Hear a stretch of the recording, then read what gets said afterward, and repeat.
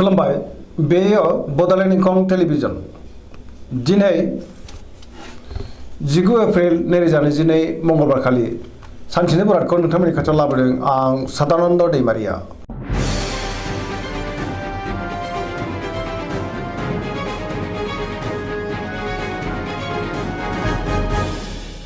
सिगां फरायनो लादों मेष राशि गिबि हांखो अ ल दिनैनि साना जोबोद मोजां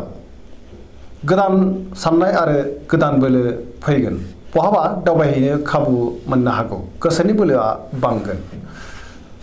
मोजाङैनो हान्थिनोबो हागोन जेरावबो देरहासार जागोन मावनो लानाय खामानिखौ थि समावनो आरो गोरलैयैनो मावफुंनोबो हागोन गोसोखौ दिनै जोबोर गोजोननाय मोनगोन देहायाबो मोजाङै थागोन बहानिफ्रायबा मोजां खौरां फैनोबो हागौ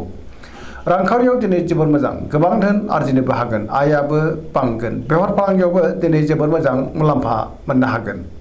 सोरबा लोगोनि हेफाजाबखौ थोजासे मोनगोन न'खराव दिनै बिमा बिफानि अननाय आरो बोरखौ मोननो हागोन आरो अननानै फैगोन गुबुननि गोसोखौ गोरलैयैनो बोनोबो हागोन समाजाव गोबां मान मोननो हागोन गुबुनजों अनसायजागोन आरो अनजागोन लाइमोनफ्रा जोबोर मोजां खौरां मोननोबो हागौ गोसोआबो दिनै जोबोर रमान्टिक जागोन आरो गावबा गावनि गोसोनि साननायखौ फोरमायलायनोबो हागोन फरायसाफ्रा फरायनायाव गोसो दुंखांगोन आरो मोजां फिथाइ मोनगोन पजिटिभ एनार्जिनि गोहोमबो गोग्लैगोन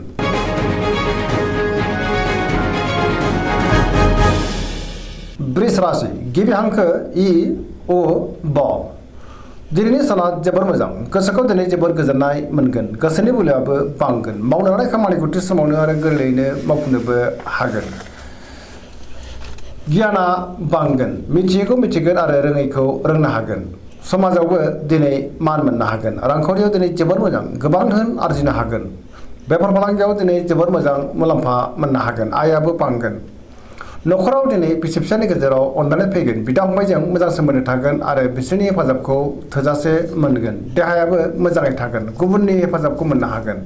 जायखि खामानि मावा मानो मोनफ्रोमबो खामानिखौनो दिनै मोजाङैनो मावफुंलांनो हागोन लोगोफोरनि अनसायनाय मोनगोन गोसोनि साननाय आरो लुबैनाया दिनै मोगथाङाव जाफुंगोन पजिटिभ एनार्जिनि गोहोमबो गोग्लैगोन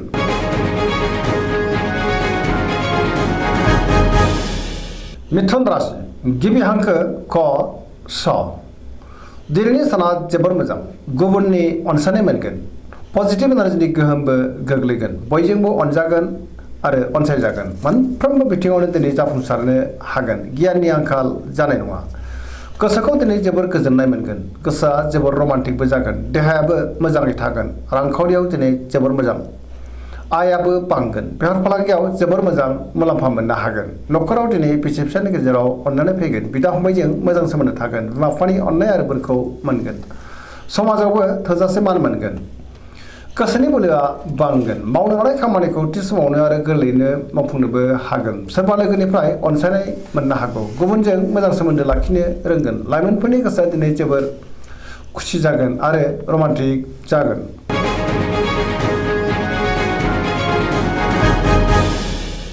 कर्कट राशि गिबि हांखो ड ह दिनैनि साना जोबोर मोजां गोसोखौ दिनै जोबोर गोजोननाय मोनगोन सोरबा लोगोजों बाख्नाय जानो हागौ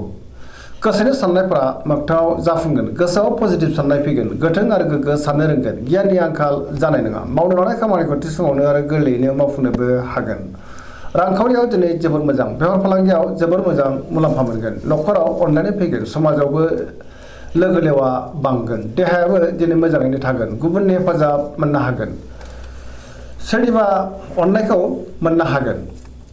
समाजाव दिनै गोबां मान मोनगोन फरायसाफ्रा फरायनायाव गोसो दुंखांगोन आरो मोजां फिथाइ मोनगोन लाइमोनफोरनि गोसोआ दिनै जोबोर रमान्टिक जागोन आरो गावबा गावनि गोसोनि साननायखौ फोरमायलायनोबो हागोन गुबुनजों मोजां सोमोन्दो लाखिनोबो रोंगोन पजिटिभ एनार्जि गोहोमबो गोग्लैगोन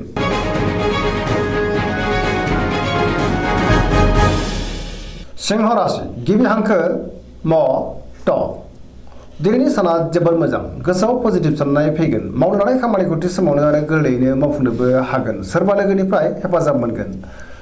समाजाव लोगो लेवा बांगोन बहाबा दावबायहैनो खाबु मोननोबो हागौ रांखावरियाव दिनै जोबोर मोजां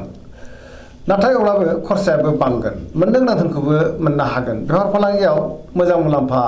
मोनगोन गोसोनि साननायखौ दिनै गुबुननो फोरमायनोबो हागोन न'खराव बिसि फिसायनि गेजेराव मोजां सोमोन्दो थागोन बिदा फंबायजों अनजागोन समाजावबो मान मोनगोन गुबुननि गोसोखौ गोरलैयैनो बोनो हागोन देहायाबो मोजाङैनो थागोन बयजोंबो मोजां सोमोन्दो लाखिनो रोंगोन गुबुननि थाखाय मोजां खामानि मावनानै होनोबो हागोन गोसोआ दिनै जोबोर रमान्टिक जागोन आरो गावबा गावनि गोसोनि साननायखौ लाइमोनफोरा फोरमायलायनोबो हागोन।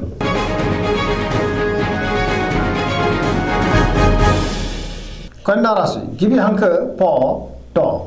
दिनैनि साना मोजां आरो गाज्रिनि गेजेरजों बाबेनलांगोन गोसोआव पजिटिभ साननाय फैगोन गोथों आरो गोग्गो साननो रोंगोन गियाननि आंखाल जानाय नङा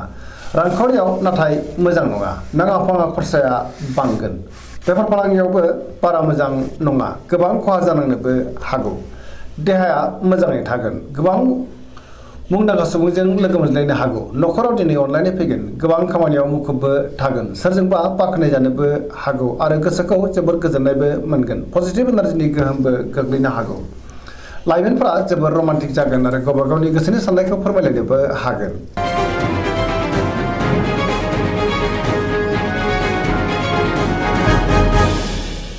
तुला राशि गिबि हांखो र ट दिनैनि साना जोबोर मोजां गोबां रोखोमनि जेंनाफोरखौ दिनै गोरलैयैनो सुस्रांनो हागोन गोग्गो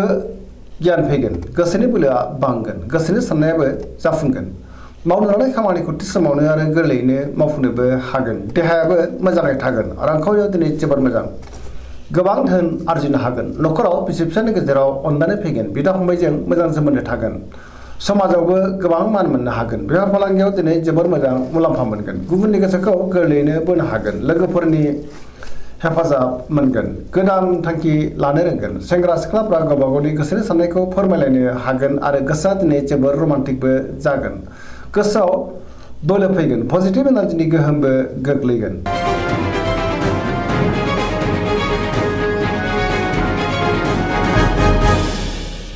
वृश्चिक राशि गिबि हांखो न स दिनैनि साना बारा मोजां नङा गोसोआव नेगेटिभ साननाय फैगोन नेगेटिभ एनार्जिनि गोहोमबो गोग्लैनो हागौ समाजाव लोगो लेवा बांगोन सोरबा गोजाम लोगोजों बहाबा लोगो मोनज्लायनोबो हागौ गोसोआव गोनो गोथो साननाय फैगोन मावनो लानाय खामानिखौ मावफुंनो हागोन नाथाय अब्लाबो गोब्राब जागोन गुबुननिफ्राय हेफाजाब मोनगोन गोसोनि साननायफ्रा देबर नांनोबो हागौ गोसोनि बोलोआबो लोरबां जानोबो हागौ समाजाव मान मोनगोन न'खराव दिनै बिसि फिसायनि गेजेराव अनलायनाय फैगोन बिदा फंबायजों मोजां सोमोन्दो थागोन नाथाय अब्लाबो माबा नङा माबा मोनसे जेंनायाव गोग्लैनांनो हागौ सांग्रां जानाया गाहाम बेफार फालांगियाव मोजां देहायाबो दिनै मोजाङैनो थागोन गुबुननि हेफाजाबखौबो मोननो हागोन फरायसाफ्रा फरायनायाव गोसो दुंखांगोन आरो मोजां फिथाइ मोनगोन लाइमोनफ्रा जोबोर रमान्टिक जागोन।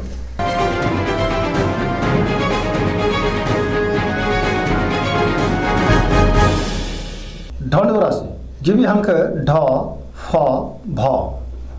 दिनैनि साना जोबोर मोजां गोसोआव बोलो बांगोन मावनो लानाय खामानिखौ थि समावनो आरो गोरलैयैनो मावफुंनोबो हागोन माबा नङा माबा मोनसे मोजां खौरां फैनोबो हागौ गोसोनि साननायफ्रा जाफुंगोन रांखावरियाव दिनै जोबोर मोजां गोबां धोन आरजिनोबो हागोन मोननो गोनांफोरखौबो दिनै मोननो हागोन बेफार फालांगियावबो दिनै जोबोर मोजां मुलाम्फा मोनगोन समाजावबो गोबां मान मोनगोन बहाबा हान्थियोब्ला दिनै जोबोर मोजां आरो मोजाङैनो हान्थिनोबो हागोन देहाया मोजाङै थागोन न'खराव अननानै फैगोन बिदा फंबायजों मोजां सोमोन्दो थागोन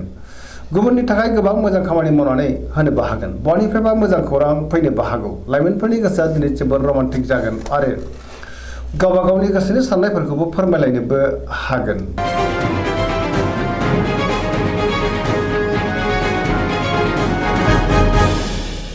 मकर राशि गिबि हांखो ख ज दिनैनि साना जोबोर मोजां गोसोनि साननायफ्रा मोगथाङाव जाफुंगोन मावनो लानाय खामानिखौ थि समावनो आरो गोरलैयैनो मावफुंनोबो हागोन जेरावबो देरहासार जानो हागोन सुथुरखौ गोरलैयैनो फेजेननो हागोन रांखावरियाव दिनै जोबोर मोजां नाथाय अब्लाबो खरसायाबो बांगोन मोननो गोनांखौ मोननो हागोन बेफार फालांगियाव दिनै जोबोर मोजां मुलाम्फा मोनगोन गोबां मुंदांखा सुबुंजों दिनै लोगो मोनज्लायनोबो हागौ गुबुनजों मोजां सोमोन्दो लाखिनो रोंगोन मोनफ्रोमबो खामानिखौनो दिनै गोरलैयैनो मावफुंलांनो हागोन गोदान खामानियाव आखाइ होजेननोबो हागोन न'खराव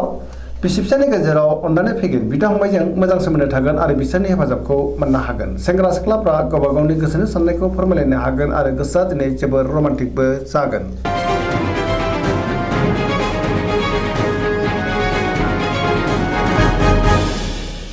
कुम्भ राशि गिबि हांखो ग स दिनैनि साना जोबोर मोजां गोसोखौ दिनै जोबोर गोजोननाय मोनगोन मावनो लानाय खामानिखौ थि समावनो आरो गोरलैयैनो मावफुंनोबो हागोन बहानिफ्रायबा मोजां खौरां फैनोबो हागौ समाजावबो गोबां मान मोनगोन गोबां मुंदांखा सुबुंजों लोगो मोनज्लायनो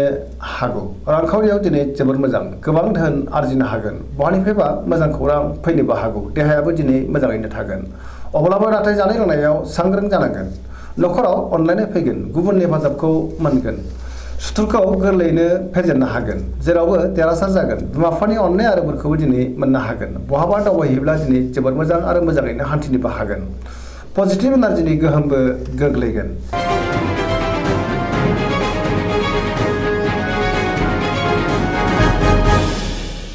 मीन राशि गिबि हांखो ड स दिनैनि साना जोबोर मोजां गुबुननि थाखाय गोबां मोजां खामानि मावनानै होनोबो हागोन गोसोआव पजिटिभ साननाय फैगोन गोथों आरो गोग्गो साननो रोंगोन गियाननि आंखाल जानाय नङा गोसोनि बोलोआ बांगोन गावनि गोसोनि साननायखौ दिनै गुबुननो फोरमायनोबो हागोन देहायाबो मोजाङै थागोन अब्लाबो नाथाय जानाय लोंनायाव सांग्रां जानांगोन रांखावरियाव दिनै जोबोर मोजां मोननो गोनां धोनखौ मोननो हागोन बेफार फालांगियाव जोबोर मोजां मुलाम्फा मोनगोन नखरावबो अनलायनाय फैगोन सोरजोंबा बाख्नाय जानोबो हागौ लाइमोनफोरनि गोसोआ दिनै जोबोर रमान्टिक जागोन आरो गावबा गावनि गोसोनि साननायफोरखौबो फोरमायलायनो हागोन फरायसाफ्रा फरायनायाव गोसो दुंखांगोन आरो मोजां फिथाइ मोननोबो हागोन सरासनस्रायै साना जोबोर मोजां आरो मोजाङैनो बारग'लांगोन पजिटिभ एनार्जिनि गोहोमबो गोग्लैगोन दिनैनि राशि फरायनाया एसेनोसै जोबनायाव बेखौनो खावलायो जाहाथे नोंथांमोना सानफ्रामबो जोंनि बे बड'लेण्ड इंखं टेलिभिजनखौ नायबाय थायो आरो साबस्क्राइब खालामो लोगोसे लाइक खालामो आरो शेयार खालामो एसेनोसै गोजोन्थों।